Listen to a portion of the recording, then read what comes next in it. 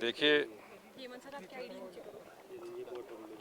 अभी 1 महीना पहले जब लोकसभा के चुनाव हुए तो तीनों विधानसभा क्षेत्रों में भारतीय जनता पार्टी के लोकसभा के प्रत्याशी 15-15 हजार वोटों की लीड से जीते। अचानक एकदम तीनों निर्दलीय प्रत्याशी के चुनाव हुए। भारतीय जनता पार्टी ने तुरंत प्रभाव से तीनों चुनाव घोषित करवाए और मुझे खुशी है कि हिमाचल की जनता ने जनबल का साथ दिया और धनबल की पराजय हुई।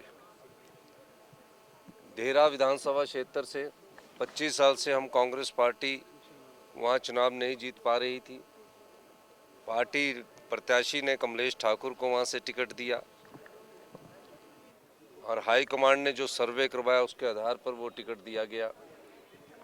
वहाँ हमारी जीत हुई है।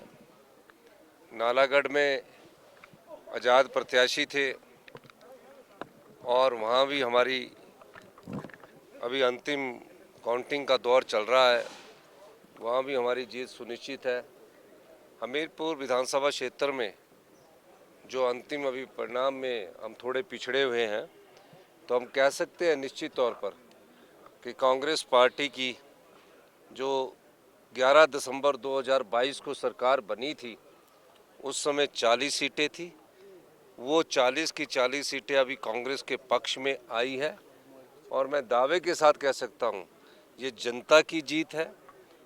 भगवान के आशीर्वाद से, देवी देवताओं के आशीर्वाद से जिस प्रकार का राजनीतिक षड्यंत्र जनता की सरकार को गिराने के लिए किया गया, 16 महीने से हमने जनता के हित में कार्य किए और जिस प्रकार की राजनीतिक षड्यंत्र का जवाब हिमाचल की जनता ने दिया है वो आपके सामने है। निश्चित तौर पर ये लोकतंत्र होता है, इसमें मतदाता वोट डालकर अपनी भावनाओं का प्रकट करता है और मतदाताओं ने अपनी भावनाओं का प्रकट किया। कुछ जगह एक विधानसभा क्षेत्र में कहीं ना कहीं रणनीति मतदाता ने वोट तो बहुत अधिक डाला है, बहुत कम वोटों से हम हमीरपुर में अभी पिछड़े हैं। फाइनल आउटकम पर ही मैं उसके बारे में कह सकता हूं, लेकिन 2 सीटों पर हम कंफर्टेबल लीड हमने बनाई है और मैं हिमाचल की जनता का, आम लोगों का, किसानों का, महिलाओं का, युवाओं का बहुत बहुत धन्यवाद करना चाहता हूं कि जिस प्रकार की राजनीति की शुरुआत भारतीय जनता पार्टी ने की थी, खरीदो फरोख्त की राजनीति की शुरुआत भारतीय जनता पार्टी ने की थी। 28 फरवरी से जो प्रदेश में अनिश्चितता का माहौल चल रहा था और पूर्व मुख्यमंत्री जयराम ठाकुर जी बार बार कह रहे थे कि 4 जून को 2 सरकारें बनेंगी और अभी भी जनता को ठग रहे थे कि हम तीनों सीटें जीतने के बाद दोबारा से सरकार बनाएंगे।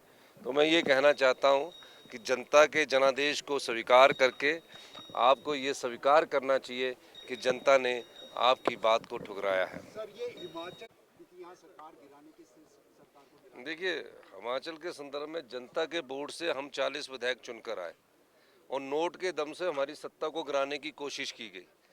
28 फरवरी को इस बारे में पहला षड्यंत्र रचा गया और विचित्र बात यह है कि 1 महीना तक ये 9 के 9 विधानसभा क्षेत्र में अपने गए नहीं, हिमाचल की सीमा के बाहर आए नहीं।